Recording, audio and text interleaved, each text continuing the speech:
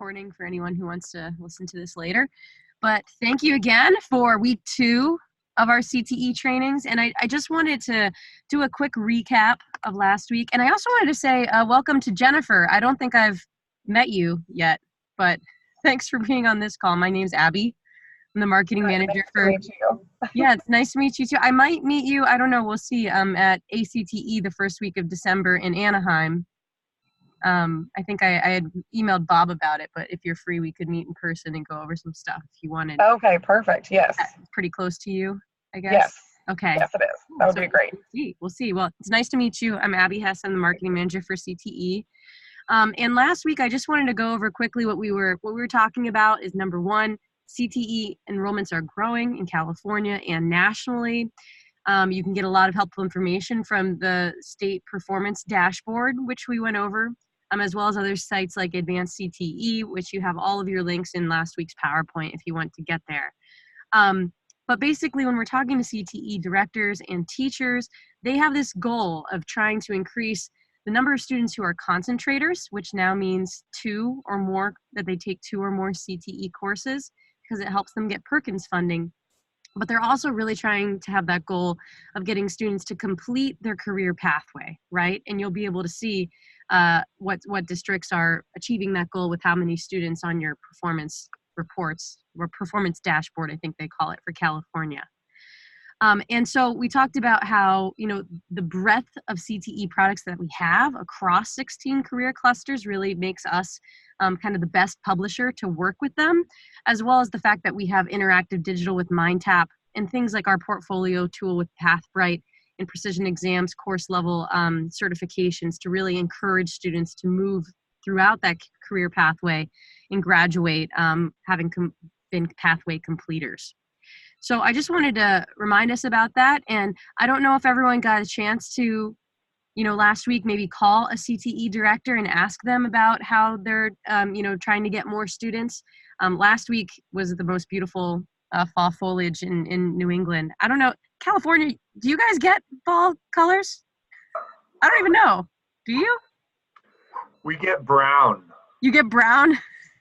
Yeah. Well, it's so much more beautiful than here, like every other time of the year. So I guess this is like the one month that Massachusetts can be nice. Yeah. So this is pretty much what it looked like last week. And it was also apple cider donut season, which I don't know if that's a thing in California as well. If it's not, try to find some. They're delicious. But that was last week for me. But for you guys, did any of you get the chance to call a CTE director or have any of those conversations last week? It's okay if you didn't yet. I know this is moving really fast. Abby, I didn't. I confess. No problem. I know you guys, you guys, it's not like you guys are talking to CTE directors all the time. But I just wanted to set a reminder, if you go back to that PowerPoint from last week, and I'll have it on this one as well, we have a link to a bunch of CTE directors. They should be, pretty up-to-date contacts. So if you find one on there that maybe you haven't talked to before, this could be the kind of conversation that you go to, and maybe you can get action items for week 1 and 2 in the same phone call. We'll see. Yeah, and just an aside, we're going to have after this call, we're going to have a call, guys. I sent you an invitation going over the activity report, so we'll be talking more in depth about that. Okay, cool. So today, this week, we're talking about certification, which I know a lot of you have talked about in the past, and you hear it from your CTE teachers all of the time. Students who are passing certification, I believe, is also one of the performance indicators on the performance dashboards. It's also an indicator for schools to get Perkins funding. So I just wanted to really go over, what do we mean when we say industry certification? So it's not just a title that anyone can get, right? It's a certification that means something. It's not just, a certificate that you get for completion or attendance or a sign of encouragement, right? Industry certifications mean that you have proven that you have either the knowledge or skills that are recognized by industry or that businesses have mandated that they want to see on resumes for their applicants. And how students are doing this is usually they're proving their knowledge, right, through a test, a multiple choice test or a matching test. But in a lot of these certification areas, students also have to prove that they have these skills. And like in health science programs or even cosmetology programs, dental assisting programs, you'll see that sometimes students have to have a proof of hours that they've been working with certain patients or that they've been doing a certain thing. And some of these certifications even require that students go in physically and they actually complete procedures, right, in front of a test taker. So it could be both knowledge and skills that students are proving with these certifications. And of course, these are all skills, whether it's knowledge or actions, that directly relate to what they need to do a job correctly. And so these are something that you would frame, something that's more important than just a certificate that you might throw away after you get it. And I want to talk about what are certification bodies. So I know all of you have probably seen, I have a ton of acronyms here right now. Scott, you're probably lucky that you can't see this. You do not. I do not expect anyone to know all these acronyms. I have a cheat sheet on the notes of this PowerPoint if you ever want to know. But just to describe the different kinds of certification bodies that you'll find out there, there are certifications where the certification body is a company that owns software, right? So like Adobe, there are Adobe design certifications. There's certifications for QuickBooks software, for Microsoft Office. And these certifications are really a company who's selling a product, and they believe that their product is so entrenched in an industry that a certification would be valuable to employers. And for the most part, they are, because these pieces of software are so heavily used. And so these are very well respected certifications, even though when I really think about it, it's kind of funny, that a company sells something and they think so much of themselves that you could be certified in it. But as we know, we'll talk about Microsoft Office certifications, but these are some very heavily used certifications in high school. The other ones that you'll find, certification bodies, are professional associations or foundations. These, again, are very, very well respected. In a lot of cases, to be able to even get a job in the industry, you are expected to be certified or at least prove your knowledge of the standards from these kinds of organizations. And some examples of that, one we don't hear about often, but there are a lot of certifications under them, is the AMCA, or American, now I don't have my notes up because I'm in my little booth here, but I think it's American Medical Certification Association. And they're the people who put out the, the LPN, certified nursing assistant, clinical medical assisting, administrative medical assistant. And then there's another organization called the AAPC, or that's the Professional Coding Association, who does medical coding. Some other ones that you'll hear is NATA, N-A-T-A, that's the National Athletic Training Association. And we're going to talk a little bit about our sports medicine books because they are aligned to that certification. We do very well with them. But others that you've probably heard a lot are CompTIA, or CompTIA, for information technology certifications. There's the AWS, the American Welding Society, EC Council, ACE for Automotive Service Excellence, and many, many more. Some other certifications that you'll find are certification companies. So the companies solely exist. The only reason they exist is to dole out certifications, right? And Precision Exams, our partner, are one of those. And so are NCCER, which I'm sure you guys have come up against NCCER. They're probably at a lot of your CTE conferences.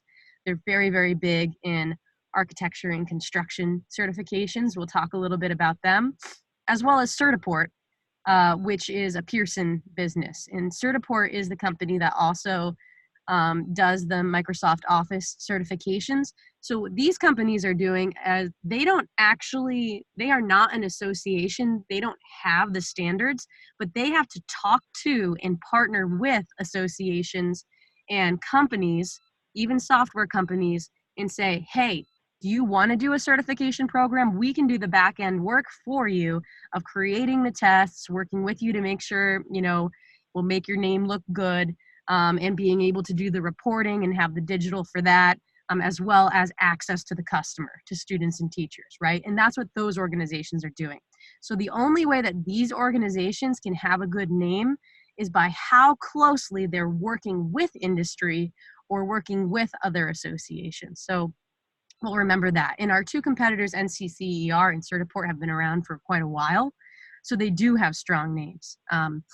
And then the others that you'll see, do you guys see much of ICEV in California? Have you seen them at conferences or had them come up? They're a CTE digital course company.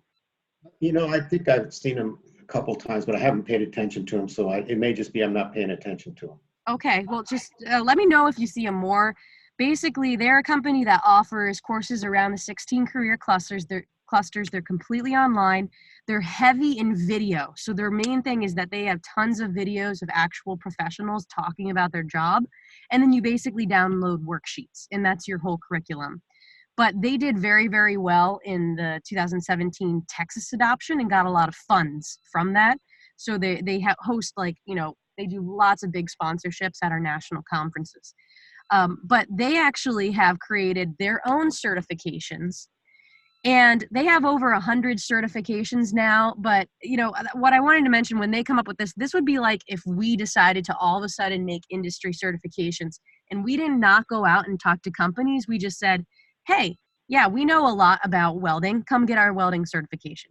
So they're a lot more like badging, the kind of idea where if you are working in a digital software, or even we see this on our mobile games that we play, right? If you play Candy Crush, you can get different levels of badges as you make more points, right? So right here, you can get the expert badge, and now you know absolutely everything about Candy Crush. That's basically what ICEV is doing. So if you come across them. So not so, well known or really credible for our teachers.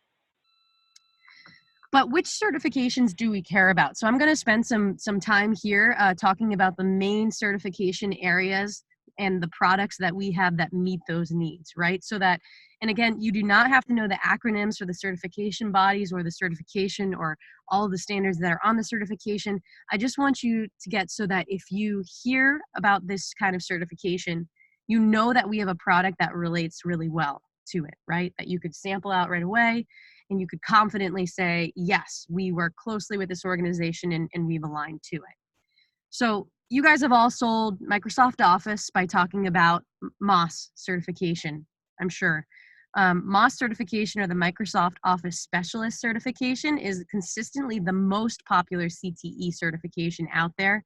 In the last 5 years, high school students have grown taking this like exponentially. It just kind of blasted off that more and more high school students are taking this certification that was more traditionally from people who were usually in college taking this. But it really is popular because it benefits almost any career. It's prevalent in business and marketing, but even students who are in agri-science, who are the tech trades, who ultimately want to run a business or work in some kind of an office, they find this useful. And a lot of CTE programs, that's why they make a Microsoft Office course a required course or an elective for every career cluster. And what I like to say is, we actually partner with a company called Burning Glass, if you've ever heard of them. And they're just a data company that tracks everything that companies are putting on monster.com and Google and all of those job search websites across the world. They take all of that data and they give us useful information so that we can make sure that our products, like our Microsoft Office series, are actually having the skills that employers are asking for. And the number one skill asked for across the entire world is proficiency in spreadsheets. So I like to tell that to business teachers because it makes them feel really good, right? That spreadsheets and Excel are the number one skill that's asked for across any industry. So Abigail, let me just interject here. So that's a good point. Just to get to specifics, suppose with this merger at McGraw-Hill, all of a sudden, all the sales team is supposed to become a MOS specialist. Get that? What are the basics? Do we just go down to our local adult ed school and do it? What can you just sign up on your own? What's the deal? Oh, you mean if they want to get MOS certification? Yeah, suppose we're all required. What do we do? Yeah, so you would just go onto the Microsoft website, and there is a certification tab that they have, and you can actually purchase access online to take that test. You have to go into a certification center, so it would help you find a center near you that you could go and sit and take the test. And I would go into SAM and practice our MOS simulations, and then you'd be completely prepared for it to take it. That's perfect. That brings it real life to me. Thank you. Yeah, no problem. So our books, as I'm sure you know, all of our series in Microsoft Office are aligned to MOS certification. But the tests that students can take, They are actually specialist tests in each application. So you would sit and you would take a test for Microsoft Word, and then you'd have to come in another day and take a test for Excel, for Access, for PowerPoint. And Microsoft Word and Excel actually have an expert level, which is an even higher level certification that you can get in those two softwares. Our books cover all of those certifications. So as long as you have access to the comprehensive level of that application, you're covered. And as you know, in MindTap, now that we have our MindTap collections, all of that content for the entire series is included. So any course that has a MindTap collection would have access to content where they'd actually be able to pass all 6 of these exams. And I didn't put a slide in here about it, but remember, and I know you guys just did your office certifications, but that we now have that MOS simulation, which is actually simulating that test-taking experience. So it's not, you know, like our trainings and projects, you are practicing those skills that you need, but the MOS simulation is actually as if you were taking that test. And they're set up to be more like mini projects. So instead of, can you open a document, you're actually put into a business scenario, and you have to know what kinds of you know, features that software would have that could help you solve those problems. So the other thing about those simulations is often we have teachers asking, well, what do you have for problem solving, right? And those are a true problem solving auto-graded simulations, because you really are put into a scenario and you have to use your knowledge to be able to do that. So MOS certification is what you'll hear of the most. I'm sure you're already familiar with that. What about in health science, right? So health science is growing and is very big in California as well. One book that we do not sell nearly enough of, I don't think, I think we should sell much more of it, is our certified nursing assistant text. And sorry, I've got like, you ever just in Zoom and like there's way too much stuff popping up all over you? There we go. So our nursing assistant book will actually have a new edition next June. So throughout this spring, you'd be able to talk about, you know, and pre-sell the new edition. MindTap would be ready, you know, plenty of time for fall classes as well. But the certified nursing assistant is probably the most popular certification that students are getting in health science programs. We do not have any content that would be for like an LPN program or a full certified nurse. And, you know, there are a few programs that you see that are really advanced that are getting students started on that track. But for the most, your schools will be trying to get students certified as a nursing assistant. And then a lot of those students might go on to a 2-year program after high school to get their LPN. Now, the thing about this book, if you go into the companion site, there will not be any correlations to the certification, because the certification has different standards in every single state. So to get certified in this in California, you might have to do about 3 different procedures that you wouldn't have to do if you were in Nevada, right? And in Nevada, you might have to do a few other things. But the instructor manual that's online for this book does a really good job of explaining to teachers how the authors made sure that there are enough procedures and standards covered in this book that no matter what state you're in, all of your standards are covered. You're just probably learning a few additional things that you don't even necessarily need for your exam, okay? So we can verify that you would have what you need to be able to succeed in your certification with that text. The other most common certifications you'll find are for medical assisting programs. And I know that quite a few of you, we've emailed back and forth about there are actually new simulations for medical office software that are found in these MindTaps. I'm happy to talk more about that as well, but those simulations are available for both levels of that medical assisting certification. So there's both a clinical and an administrative certification. And I like to talk about this because I just went to the doctor last week for a checkup. And the administrative medical assistant is also called front office. And so that's the person, when you walk into your medical office and you sign in and you give them your insurance card and they tell you to sit down or they tell you to fill out paperwork, and they're the person who's scheduling you if you call the office, that's the administrative medical assistant. And the whole time they're talking to you, they're working on specific medical software that they would learn about in this course and that they would be tested on in that certification. Then when they call your name and someone comes to the door and they weigh you and they take your blood pressure and they ask you questions, that's the clinical medical assistant. And they also call that back office. So it's front office and back office. And the two books that we have here are completely comprehensive. So they cover the certification standards for both front and back office, clinical and administrative. And the simulations for the software, it's also called MOSS. That's why I didn't want to confuse you, but it's MOSS, Medical Office Software Simulation, are included in both of these books. Now, you might have some schools where, they're really just focusing on clinical medical assisting, or they're just focusing on administrative. Most often the school's doing both, but it might be a separate teacher making their own decisions for each. And we do have texts that are specifically, the Heller book is just for clinical medical assisting, and French is just for administrative. But I tell you what, every teacher who uses these texts love them. We really do not get complaints about them. And the mind taps are chock full of certification prep, as well as those office software simulations. Okay, so the other one I really want you to focus on, who here sold a lot of sports medicine? Have you sold a lot of sports medicine? These two books are about neck and neck to be about the number 7 and 8 best-selling products across all of CTE, even when you're looking at our business titles, which make a lot of money. And the France book just came out last January with a new edition.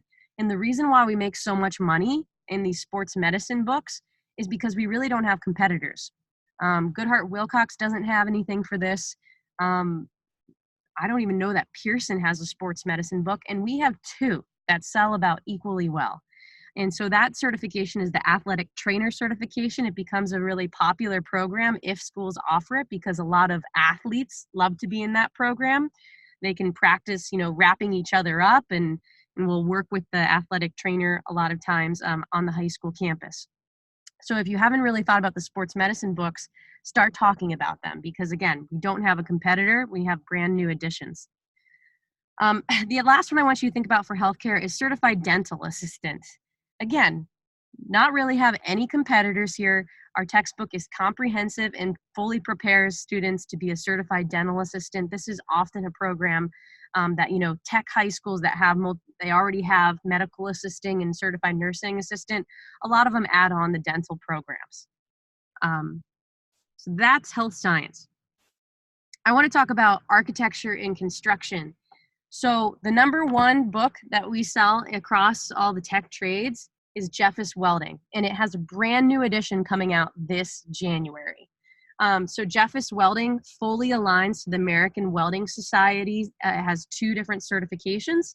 They're called the SENSE certifications, SENSE, level 1 and level 2. Our book covers both level 1 and level 2 and probably goes even past that. It's been the best-selling welding book in all channels for years and years and years.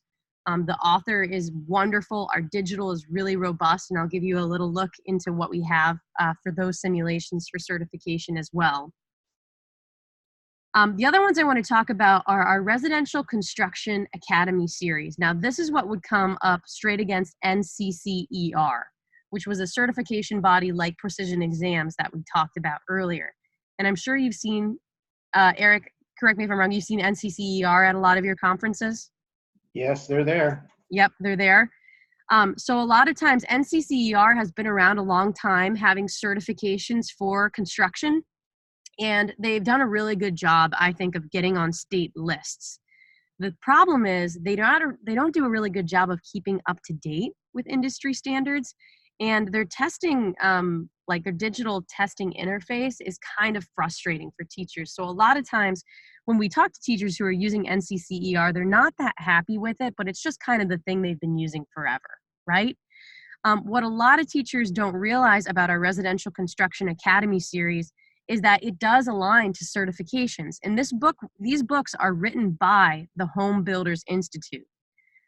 So the authors that are coming from there are coming from the Home Builders Institute, which has great brand recognition. And their academic arm is the NAHB, or the National Association of Home Builders. And that organization offers certifications for both students as well as teachers. You can get a construction educator certificate, which a lot of teachers don't know as well. And we have a Residential Construction Academy brochure, which gets much more into depth and into these certifications. But teachers can go right to the NAHB website, and it tells them all about how they can get started with that certification, how they can get testing, and so on. But our books were written specifically for those certifications. These are our top 3 bestsellers, and they're all brand new editions with 2019 and 2020 copyrights. The Basic Principles of Construction, then Carpentry and House Wiring. There are also books for other areas like plumbing, HVAC, masonry, building maintenance. And if programs are really, built out, we have a book for every single course that they could possibly have. And all of them have student certifications that they're aligned with. Abby, can I interrupt there for just Yeah, a second? go ahead.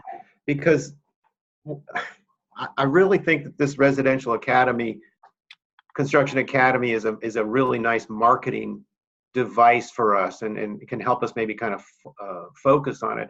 Why did they put this together? What's the background for this? What's the marketing push on this to call it an academy? Will that help in our marketing, pushing it out there? Talk to me about that a little bit more. Yeah, I think it could, and that's a good question. Why did they specifically call it academy? I don't know. I could ask them that, but I think what it is because they really imagined it as saying, Home Builders Institute is an association of home builders, and we are coming out with, we are the top of the industry. We are the people who, are reporting to each other and sharing information on the newest way to do things, the newest technology, the newest tools, safety regulations. And we have the ability to really start in high school to recruit people, first of all, to be to work within the industry, but also to make sure that they're as they're learning, they're really being safe and meeting the same standards that we're expected to meet when we're on the job. And so the academy aspect of it, I believe, is that, it's kind of part of HBI, that group of professionals who really are trying to set a strong standard within the field. And the fact that there's a whole series of books so that would really fill your whole curriculum and as well allow students to be certified. So we can use this to set ourselves apart on the high end, taking the high end approach to this, and the competition doesn't have anything like this? No. I mean, the competition might have a carpentry book and a residential construction book, but we are the only people who are associated with the Home Builders Institute, which all of our customers would know. It's kind of like, we can't really use the National Geographic brand that much in CTE, but in construction, HBI is basically like the National Geographic brand, right? People love it. They're probably part of that organization and they respect it. So when you think about NCCER, which has been entrenched in states for a long time, they're the kind of certification company that just works with other organizations, but they are not the association themselves. We kind of have a leg up because if you think about those certification bodies when we went over, all of them can be trusted to a certain amount. But I think if you are actually coming from the association, that means you are coming from professionals in the field, right? So you have to have the most up-to-date, in-depth knowledge of what's going on, rather than a third party who's trying to learn from other people. Okay, so I'm going to loosely associate it in my mind with similar to AP with the College Board. I know the College Board makes the assessment, but we can say with confidence that, hey, we've got it together here. We're affiliated with the #1 organization that deals with this whole thing. So that's great. Thank you for clarifying that. That's wonderful. No problem. And the last one for construction is obviously our HVAC book. I'm sure you guys have sold this for heating, ventilation, and air conditioning. Our textbook, Refrigeration and Air Conditioning Technology, again, is going to have a brand new edition on January 1. So within January, you're going to have new editions of the 2 best-selling titles in this career cluster. Both of them are going to have MindTap. They all align to certification. And the HVAC book aligns to the HVAC excellence certification that students would get to be a certified HVAC technician. We'll talk a little bit more about those simulations in that product and how that aligns as well. The last one I want you to think about, and we don't really think about manufacturing that much, or at least I don't, but in the manufacturing career cluster, one course that students would almost always take is precision machining or CNC milling courses, whatever they call it. The certification that they're going for is from NIMS, the National Institute of Machining. And the great thing about our book for this is that NIMS, the certification body, actually has said that our book is the only book that they recommend to use. So we are the official textbook for that certification. Our competitors do have books in this area, but it really doesn't make sense to use anyone but us because we're the only ones that NIMS endorses. So if you have never thought about this textbook, think again and start asking your CTE directors if they have any manufacturing programs or if they're thinking about it, because we have the textbook to use for sure. And someone on an earlier call had reminded me there's also a NIMS study guide. If you look in Mingle and you type in NIMS study guide, it's a study guide for the certification that makes a really good supplement to this book. So if you're quoting, it'd be a good idea, and maybe I can put that ISBN on this slide too, so you have it, but it might be a good idea to quote both, because I bet that teachers would want both of those. So talking about those course areas, I just quickly want to remind you of what's in MindTap that highlights those certification, because in architecture and construction, the technical trades, our simulations are really built to help students get hands-on with the standards that they need to pass for their certifications. And so I like to highlight welding because, again, there will be a brand new edition of this coming out. It's the #1 seller for architecture and construction for us. And you'll find that because welding is obviously in construction programs, but it's also in manufacturing and agri-science and automotive programs. So you'll see it across multiple career clusters. But has anyone here been in the welding simulations, or have you talked about them in the past? It's okay if you have not, because there are a lot. I went in a long time ago. I haven't looked at them. Okay, so why I like talking about the welding simulations is because if you have a teacher come up to you at a conference or you're talking to a welding teacher and you tell them, hey, have you seen our simulations for welding? They'll look at you like you're an idiot, because they'll be like, how could you simulate welding? This is something you have to be hands-on. You have to be able to feel it. You have to have muscle memory, right? You really have to be able to do it in the shop. And then I love saying, yes, I completely agree with you, but our simulations do everything except the actual weld. So in these simulations, you are not welding anything, but you are practicing the skills you need to be able to produce a weld, to do it safely, and then to be able to analyze your weld and know that you did a good job afterward. So there are 3-part modules, and the first part are actually problems where students are reading technical drawings and blueprints, and they have to answer questions about them, because if you can't read a blueprint, you don't even know what you are welding, right? And then after that, they have this nice, fun virtual space. It looks really cool and modern, where they're told of a specific weld they're going to make. So in this one, it's a plasma arc cutting. And then they get to drag their tools from their shop to be able to complete that weld safely. So the other thing you have to do before you weld is you have to know what tools you need, right, to be able to do it correctly. And then the third part, they're actually looking at a completed weld. It's a 3D model of it. They can spin it around 360 degrees. They can zoom in on it.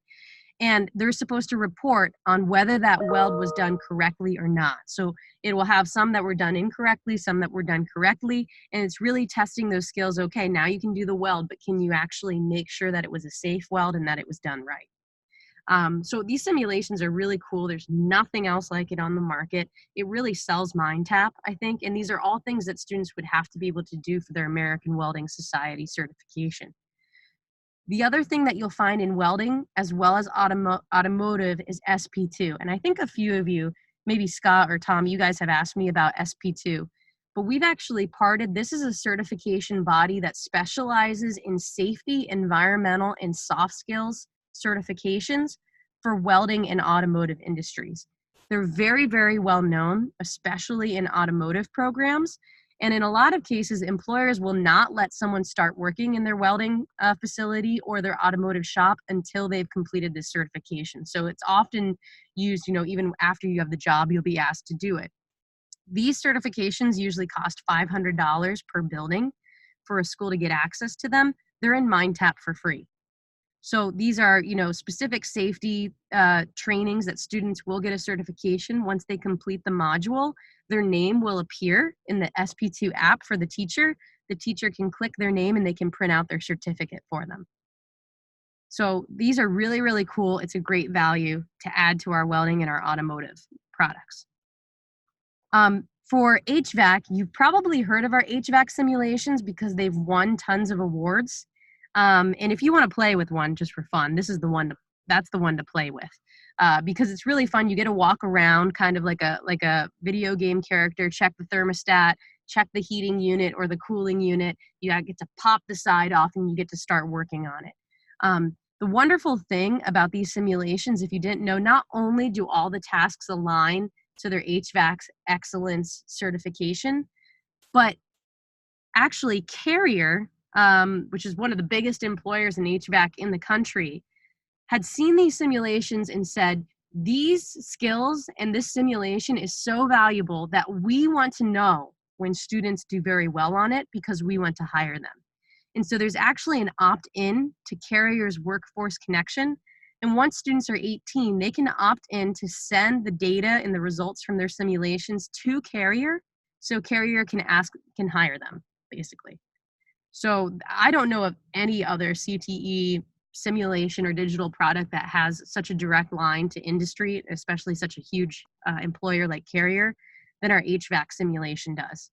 But I mean, I think that's all that you even have to say is that Carrier backs it and wants students who do well in this as their employees. And that, when you're talking about that, the mega trend of, getting the students to work, getting them jobs afterwards, this would be just one easy example to lead with when you're doing the initial conversations with the people. That is fantastic. Thanks. Oh, definitely. Yeah. If they say, I don't know if my students would actually sit down and do this, well, what about this? You're right. It's the best kind of resume builder that'll go straight to your employer.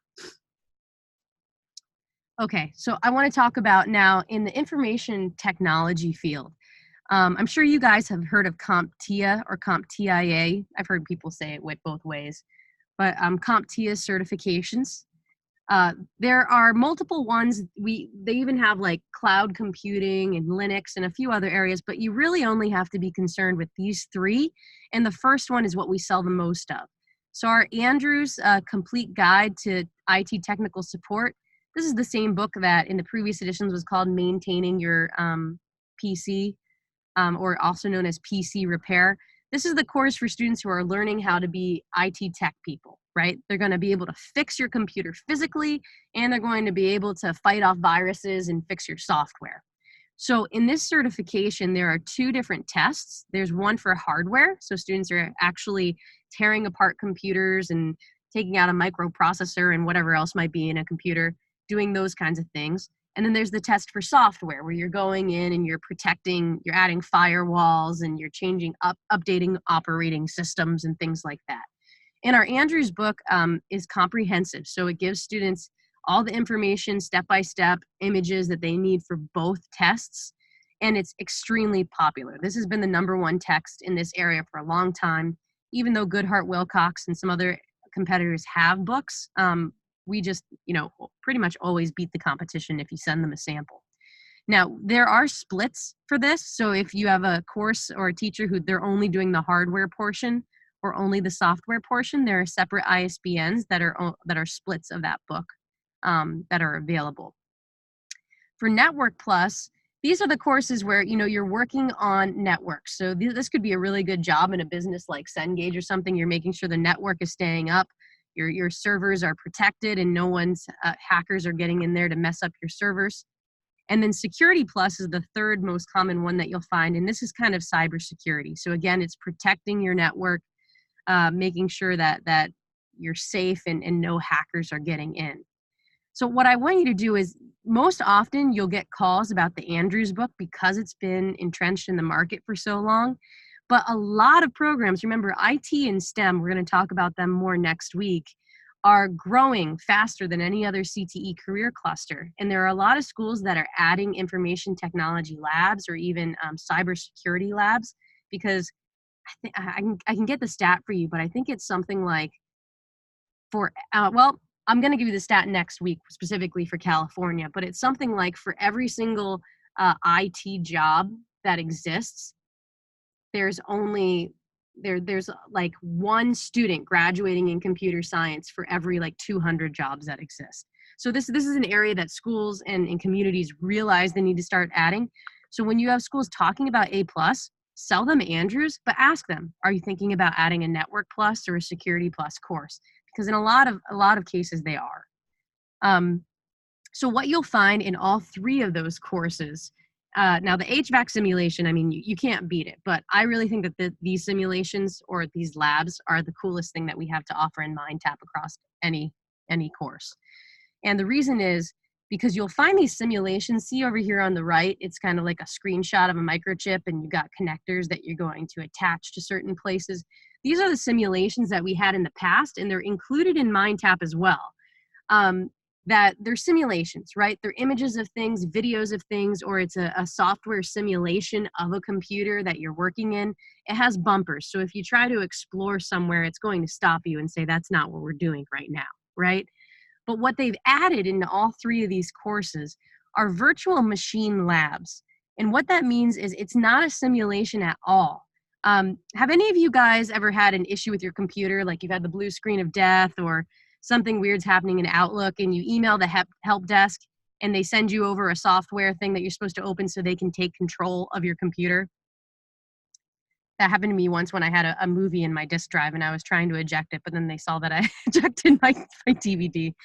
But anyway, if you've ever done that with our help desk, that's what this is. Students are connecting to real machines and sometimes up to like 6 different machines at once. And they're fighting off viruses. They're changing software settings. They're actually working on real computers and everything's aligned to CompTIA certification. So if you think in a real computer science lab, if you're trying to teach students to fight off viruses, or if you're trying to have them completely update operating settings, either you're endangering your school network and you might only have one machine that you can do this on, right? Because then you have to fix it all so the next student can come in and give it a try.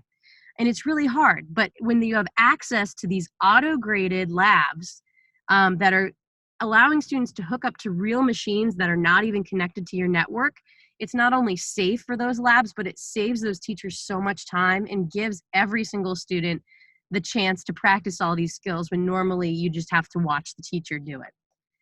So these labs are really amazing. And So, if you Abby, I'm going to interrupt again here. I'm having trouble wrapping my head around a quick and easy name for these labs, something that you could tell them, hey, this is in one sentence or so tells the customer what these labs do. Do we? Yeah, I'm not asking for it now, but is there some way that we can come up with something to describe that in a catchy way?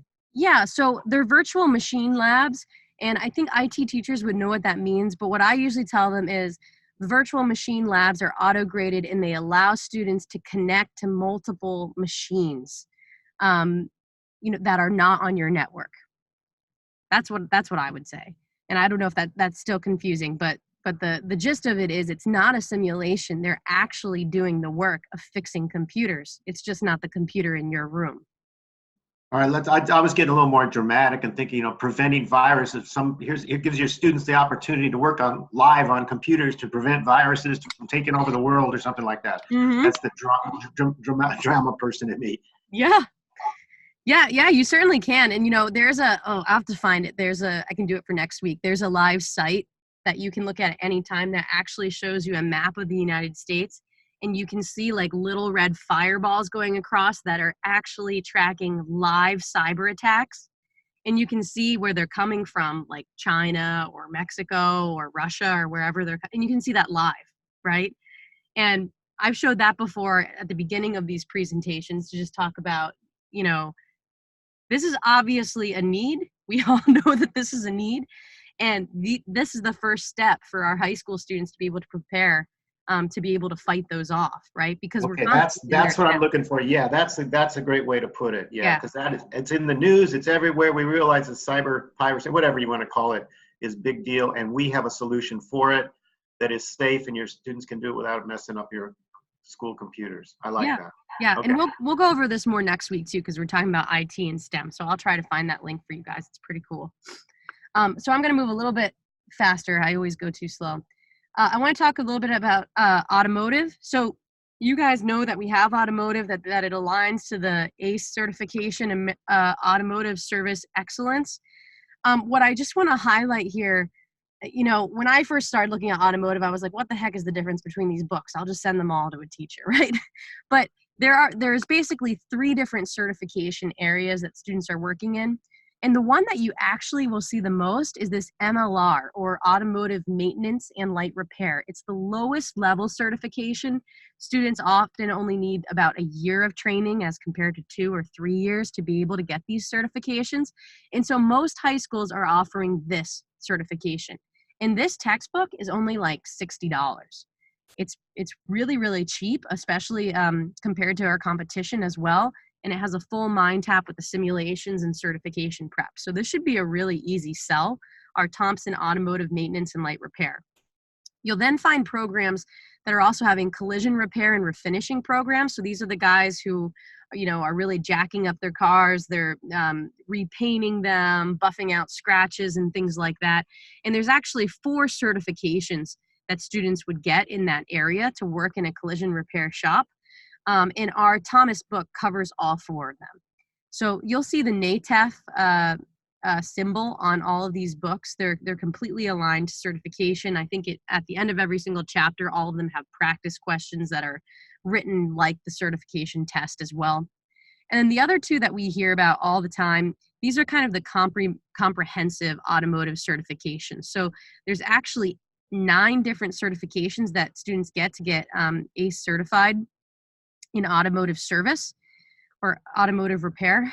And you go through engines to automatic transmissions, brakes, and so on. And we have 2 books that are completely comprehensive for that. You've got your Gillis Automotive Service, as well as your Airjavik. Both of them had brand new editions last year. The mind taps are fully updated. Nothing's in flash anymore.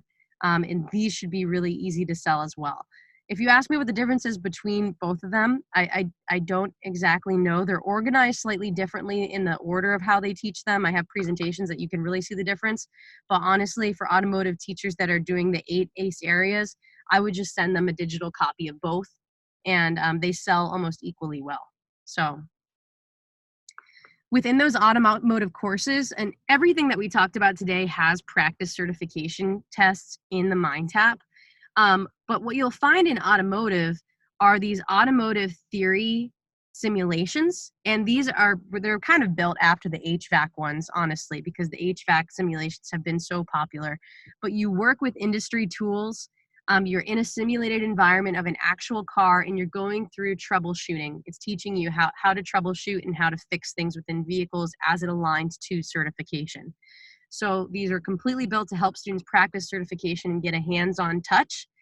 And then on top of that, again, you have that SP2 training for the safety, environmental, and soft skills training. Students can print out their certifications. And you definitely want to talk about this because almost every automotive program I've talked to, when I ask them about SP2, they'll be like, we were already doing that. We were paying $500 a year for that.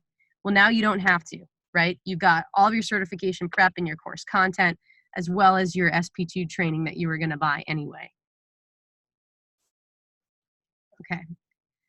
So those are those main areas. Now, certification specifically in your state, a lot of states, now you guys help me here, because a lot of states have a specific list of approved certifications. I didn't necessarily find that in California. So do you guys know if California has like an approved list of certifications? I'm going to have to plead ignorance. I haven't heard or seen one. That doesn't mean it doesn't exist. So anybody else? I mean, if you haven't heard of it, it might not exist, because I spent like a good half an hour scouring the California website. And what I could find about it was obviously, that these are considered some indicators or metrics on the new dashboard for career readiness. So this gives, schools points to get closer to green the more students that they have passing industry certifications. So it seems like California has not specifically defined what those industry certifications have to be. It very well may be a next step in what they're doing now that it's part of the performance dashboard. So we might see something like that happening where they create a list like that. But the best way to make sure you're on the list is to start selling this stuff to them now, right? But if any of you hear any rumblings of that, if they're going to create a certification approved list, please let me know, because we'll definitely want to do the work to make sure that things like the Home Builders Institute certifications and precision exams and things like that are approved. Okay, but I do have a link here to the information on certification for the performance dashboard. Let me see. Performance indicators. So it's just defining that indicator here, and you'll see there's some stuff on work-based learning that we'll talk about on week 4. But let me see. Where did it say it? Well, anyway, I put it on the slide here. An indication of whether or not the student has successfully completed a program where students earn industry certificates that are recognized and certified by business in the local, state, or national level. So that's how they're defining it. But again, let me know if you have a list. So we actually, I'm going to link out to you guys if anyone wasn't here last spring, or if you didn't get a chance to be here last spring when we did our precision exams training, I'm going to send you the recording of that. But I just wanted to remind you on what we've been talking about with precision exams, which is that precision exams are offering certifications for over 180 industry aligned certifications. So, we talked about automotive, IT, healthcare, and Microsoft Office. But what about all of the other CTE areas like agri-science, business, marketing, finance that have none of these big name certifications, right? Well, precision exams does. So if your schools are trying to get to green with their performance dashboard and they're trying to get more students certified, what about all these students that haven't had a certification that they can even attempt? Precision exams would have one for them. The other thing you always want to be able to talk about is in any of these certifications we just went over, whether it's welding to Microsoft Office Specialist to CompTIA, when students take that test, the only thing that teachers get back is whether they passed or failed, right? And if most of your students fail your certification, where are you going to go from there? What information do you receive to be able to improve your program next year? You don't get anything. You just know that you failed, right? And so for every single time that a student takes a precision exam certification, teachers get this robust reporting, which is telling them how every single student did per knowledge standard, right? So you get to know for every single aspect of your course, which areas you need to improve on the next year. And it's not just telling you how your students did, it's also showing you how your students did compared to the state average. So all of a sudden you get this information on what areas of your course needs improved, and also how your program is really doing as compared to other programs in the state. So what I like to remind you with precision exams is that precision exam certifications do not need to replace these other highly valued certifications like ACE, Certified Nursing Assistant, Microsoft Office Specialist, right? But remember that most of those certifications are not taken until the very last course in a student's career pathway. So if you're in an IT course, you might have already been there for 3 semesters. Or if you're an automotive student, you might have taken literally 8 classes so that you're covering all the ACE areas before you sit for your certification. Well, how do you get students to get a certification from the very first class? You can do that with precision exams because they're at the course level, not at the program level. And the other thing to talk about to teachers who are teaching to a kind of capstone or programmatic certification is that precision exam certifications act as valuable indicators of how they're going to do on those. So for instance, I was talking to an automotive teacher. I asked him how he prepares his students for ACE certification. And he said, we actually had to stop doing it. And it's a big shame. We can't do the certification anymore. And I said, why not? He said, well, it's over $100 for every single test. My students are supposed to take 8 certifications. And I had so many students who, the school was paying for these certifications and they didn't pass. So my school said it was a waste of money and we can't do it anymore. Well, what if you had these certifications that students were getting at every single course level that could indicate which students have a good chance of passing and then pay for those students, right? And that's what that teacher does now. So, if the teachers are just saying, we already use a certification, that doesn't mean that the precision exams conversation has to stop.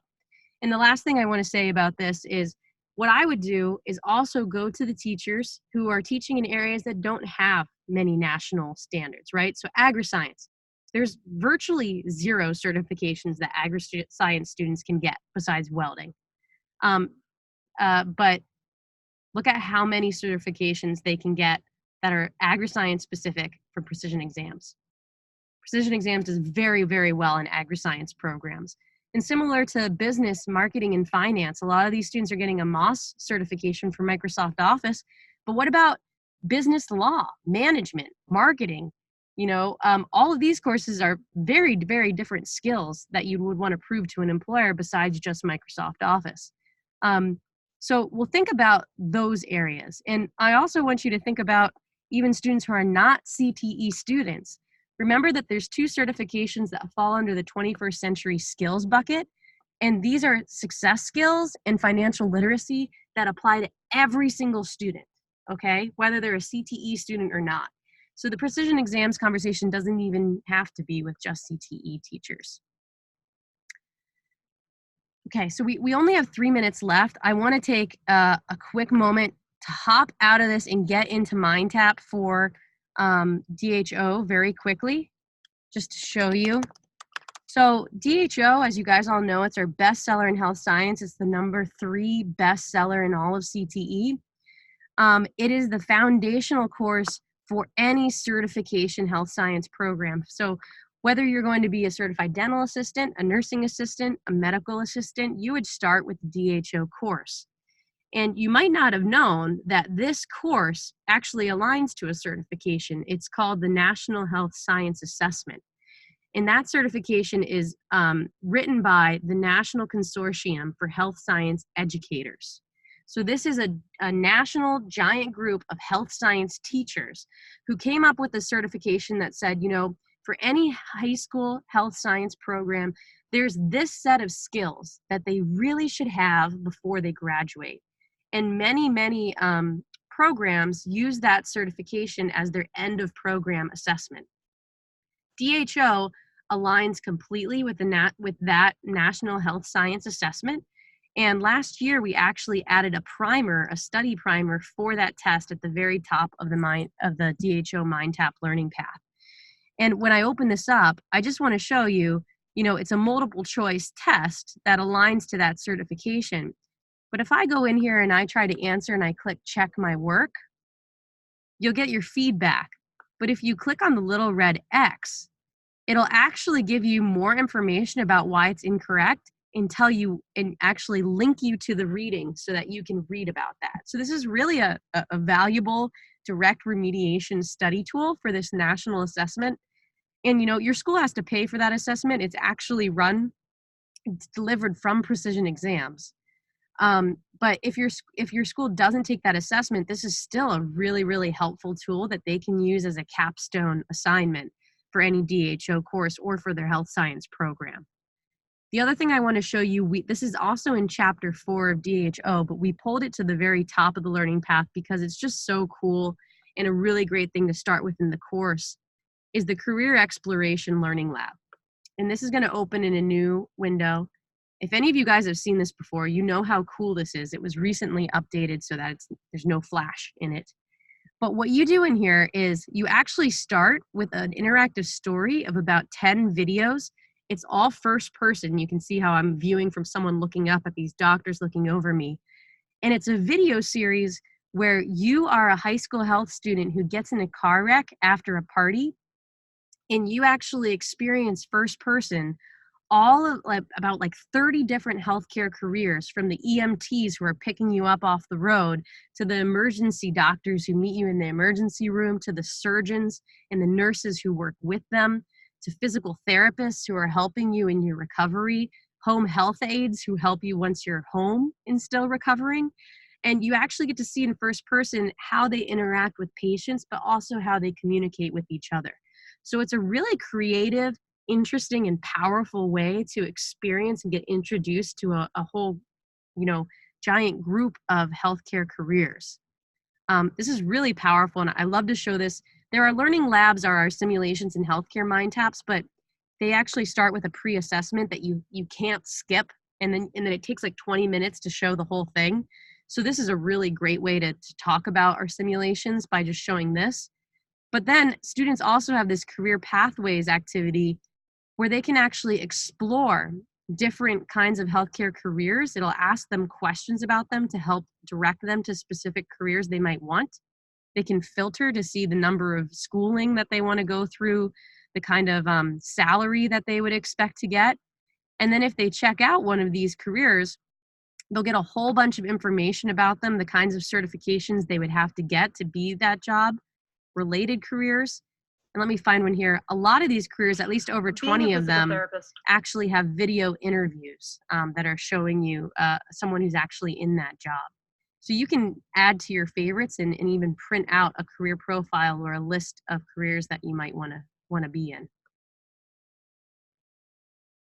So that's really cool. And I know we're over time now, but I just wanted to take that time to highlight that in that product. So if you guys have to go, I completely understand. Our action items for week 2 are to contact a CTE director or teacher. We have our list of CTE directors here again, and ask them, what do they use to prepare their students for industry certification?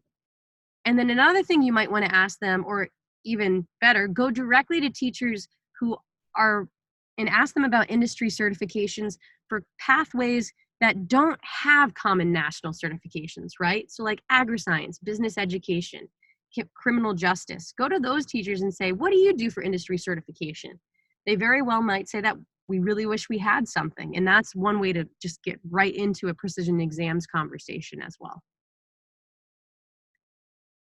Okay. Are there any questions?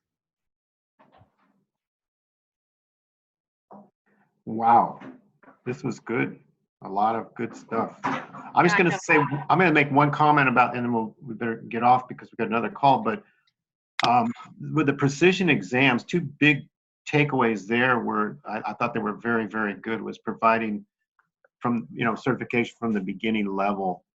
That was a huge opener for me anyway. And then also that they are indicators how the students will do on the capstone to save them money. Those were really good. And I'm just going to say this to the team. Recently, we've been working with LA Unified. Of course, James is out on leave right now, but there's been so much potential there with CTE, and it's not been uncovered. And one of the mega trends, to kind of wrap up what today was about, was certification, right? This is all about certification. And in LA Unified, the adult ed, there's two adult ed divisions there. There's the K-12 CTE division, and then there's also the adult ed division. And the adult ed division, the lady herself said, we need to talk about certification. It's so big. And my takeaway here is we've got tons of great stuff. And so I'm going to put out to you guys a challenge, really, because I intend to really go after the precision exams in LA Unified. It would be fantastic to wrap them up in the next year or 2 in precision exams. Challenge you guys to do the same with your districts, and we can converse about that more later. But I'm just really excited by the megatrend certification and how we are positioned to take full advantage of that. Awesome. Great. Well, I'll stop the recording and have a good next meeting, and thank you guys so much. We'll talk about information technology and STEM trends next week. So thank you. Thanks, Abby. Thank you, Abby. Abby. Bye, guys.